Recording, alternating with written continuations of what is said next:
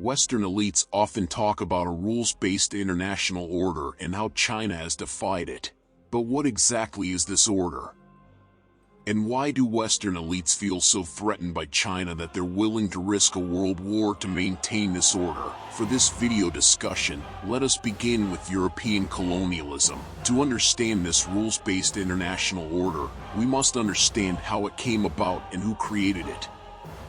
For that, we must go back to the age of European colonialism. Since the 1500s, many wars have been waged by the Western financial merchant class in collusion with the ruling class. The former would act as financiers and advisors, while the latter wielded state powers, such as the military. We'll refer to them collectively as Western elites. Before 1945, various Western powers would compete, and at times collaborate, to advance their colonial interests across the Americas, Asia, Africa, and Oceania. But after 1945, they would all come under the influence and domination of one great imperialist power, the USA. While the destruction of the Second World War raged across Europe and Asia, the USA were profiting handsomely from the sales of weapons and oil to various combatants, all while remaining unscathed by war right until after Pearl Harbor in December 1941. By the time the USA engaged in combat against the Axis powers, Nazi Germany was already greatly depleted as they fought the advancing Soviets. Similarly, Imperial Japan suffered heavy losses, being bogged down in China, fighting a war of attrition against the Chinese. Protected by two oceans and entering the war late meant that the U.S. mainland was spared any destruction, and its armed forces suffered fewer casualties than Europe and Asia. By 1944, it was clear that the USA would be the strongest country emerging from the war. In 1944, with the inevitable defeat of the Axis powers, the Allies, later known as the UN, met to establish a new monetary system.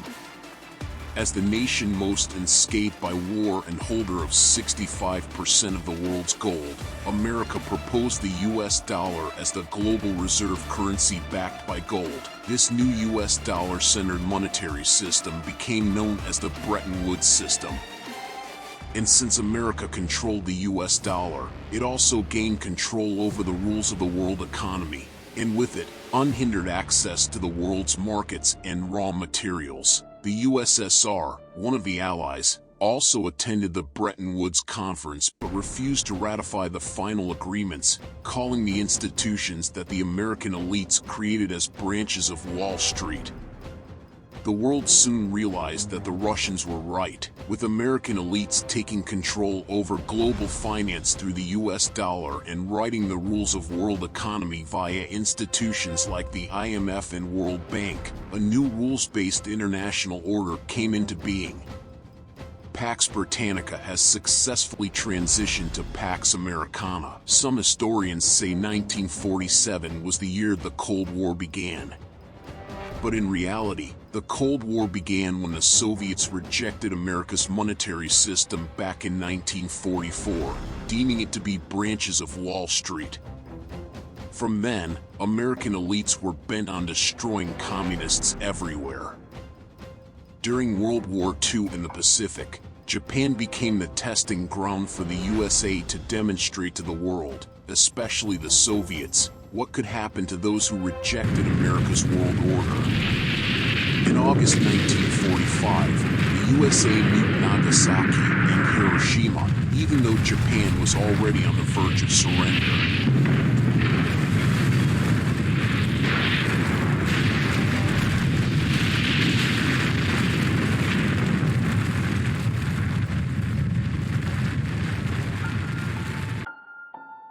In 1949, the Communists won the Chinese Civil War and established the People's Republic of China.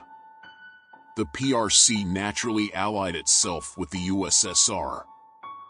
This meant most of Eurasia was now outside of America's monetary system, and their wealth out of the reach of America's elites. Since China and the USSR were socialist countries, Their financial system, economy, and natural resources were firmly in the control of the state. That meant there were no free or open markets for the Western elites to exploit. And they were determined to change that. As the West looked for means to advance their agenda, the Korean War in 1950 gave the USA the perfect opportunity to destroy a newly formed but still war-torn People's Republic of China. Impoverished from a century of fighting against Western and Japanese imperialism, China barely had enough weapons to equip its soldiers. So the first war the USA fought post-World War II was against the socialist states, namely China, North Korea, and the USSR. It was a big war, consisting of about 1.8 million Americans and UN soldiers versus about 3 million Chinese, North Koreans, and Soviets. The USA and China were the main combatants. The Korean War resulted in a draw, despite the US having technological superiority over the poorly equipped Chinese army. The American elites have failed to expand their rules-based international order over China and North Korea. But they haven't given up. Not long after the Korean War ended in 1953, the USA decided to wage war against another communist government, North Vietnam. This war lasted from 1955 to 1975.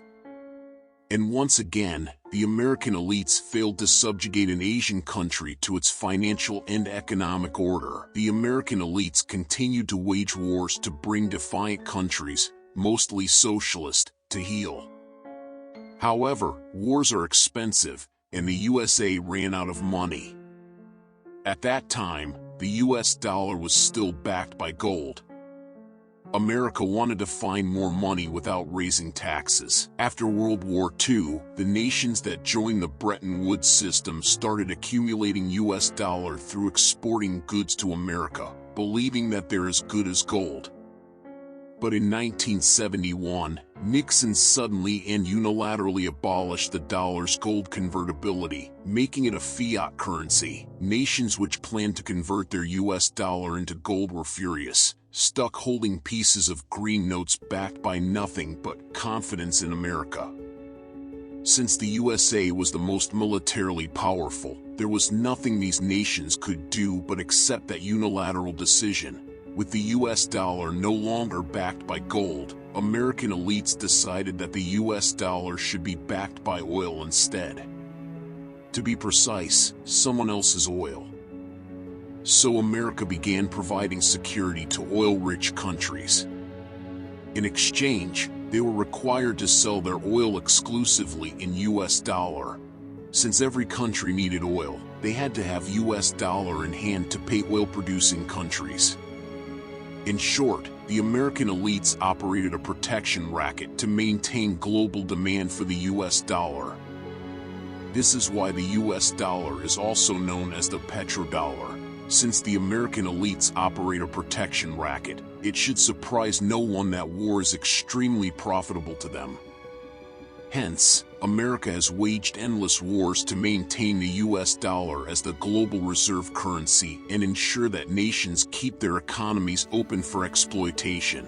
With the fiat US dollar as the global reserve currency, America can print almost unlimited dollars without fear of hyperinflation. These dollars are then used to buy real goods and services from other nations. This is how the American elites influence the world economy to this day. As the saying goes, when America coughs, the world catches the cold. The Federal Reserve, a privately owned central bank, and the US Gov also work hand in glove to give free money to American corporations through grants, loans, and bailouts. These corporations then use the free dollars to buy up assets and raw materials from overseas. Here's how the American financial trade system works. 1. The Federal Reserve, via U.S. Treasury Department, prints the U.S. dollar. 2. The U.S. government distributes it to the elites via their corporations. 3. The corporations buy up assets, goods and services from other countries. 4. the U.S. military-industrial complex spread its bases around the world, promising protection seemingly similar to how the mafia operates a protection racket to small businesses. By doing so, the U.S. hegemon is assured access to goods and resources while maintaining global demand for the U.S. dollar. And in order for these U.S. dollar-rich American elites to own the wealth of other countries, their corporations must have unfettered access to the markets of those countries. Hence why the U.S. government aggressively promotes liberal democracy, even through regime change if necessary. So how does the U.S. military-industrial complex come into the picture? They are already settled in about 900+ military bases all over the world. The weapons manufacturers supplying military equipment promising to protect the country hosting their presence interest are about as powerful as the Federal Reserve, Wall Street, and other organizations controlled by the elites. Their force of influence are intertwined. By the 1970s, the American elites, rich from the plunder of so many nations, decided to have another try at cracking the Chinese market. So in 1978, Washington normalized ties with Beijing by accepting the PRC as the sole legal government of China and Taiwan as part of China. China claims to have sovereignty over Taiwan. The U.S. has repeatedly abided by a so-called One China policy, acknowledging Beijing's claim but not supporting it. While the policy does not go so far as to recognize Taiwan as a separate country, China has recently accused Washington of secretly supporting the island nation's full-fledged independence. Although Western elites finally gain a foothold in the Chinese market, they did not have unfettered access to China's wealth. The PRC was still a socialist country with a state-controlled economy. So the elites decided it was time for China to become a liberal democracy. In 1989, a color revolution erupted in China. Authorities scrambled to stabilize the situation even as violent protesters torched vehicles and beat up highly restrained police and soldiers.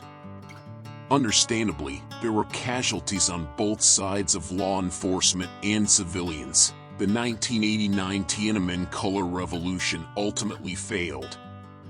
But that didn't stop Western media from painting the entire incident as a massacre by greatly exaggerating civilian casualties while ignoring law enforcement casualties and the great restraint they showed. The 1989 Color Revolution was a turning point for China. From then, China erected various mechanisms to defend against foreign interference and Western propaganda attack on its citizens. The Great Firewall was one such measure. China keenly observed how the American elites weaponized SWIFT, GPS, and other international apparatus for their interest. So to protect itself, China developed alternatives such as CIPS, Beidou, and more. China had to balance allowing Western corporations to do business and preventing Western elites from hijacking the country. Although bilateral trade between China and the USA has greatly profited both countries, this still needed to be better for America's elites. For the globalists' controlled economic rulers, nothing short of subjugating China to their rules-based international order was acceptable. Using claims of human rights violation and China threat as pretext, the elites waged asymmetric war against China's Communist Party, with regime change as the final goal. Western elites have attacked China from inside and outside, from supporting Tibetan, Hong Kong, and Taiwan independence to inciting terror attacks in Xinjiang, from sabotaging Belt and Road Initiative projects worldwide to tech bans on Chinese companies. Western media also smeared China daily. China's success in defending itself and defeating the Western imperialist elites is crucial for the world. Only China has both the economic and technical capability to provide viable alternatives for other countries to escape America's exploitative rules-based international order. However, in recent years, the USA has pressured China into relaxing restrictions for some of America's biggest banks and investment firms operating there. This is a highly concerning development, because finance is the main weapon of America's elites. The Chinese regulators may have already understood the risks posed by these Wall Street entities. They should have known that America's financial giants are more dangerous than US military bases, because they can corrupt the country from within, just like opium in the 19th century. To summarize the points we presented in this video, the rules-based international order is primarily a monetary system that gives the American elites indirect control over the finance and economy of a country. It also gives the elites unhindered access to a country's market, assets, and natural resources. A communist, socialist style of government is abhorrent to the American and Western elites. This is because such a government exercises strong control over its market, finance, and economy, making it very hard for the elites to plunder the country. However, China's current government system is best described. In recent years, there have been a few commentators both at home and abroad that have asked if what modern China is doing can really be called socialism. Some have said we have engaged in a sort of capital socialism. Others have been more straightforward, calling it state capitalism or bureaucratic capitalism. These labels are completely wrong. We say that socialism with Chinese characteristics is socialism, an economic system in which publicly owned enterprises are the principal part, which develops side by side with diverse forms of ownership. Xi Jinping in translation, China's guiding ideology.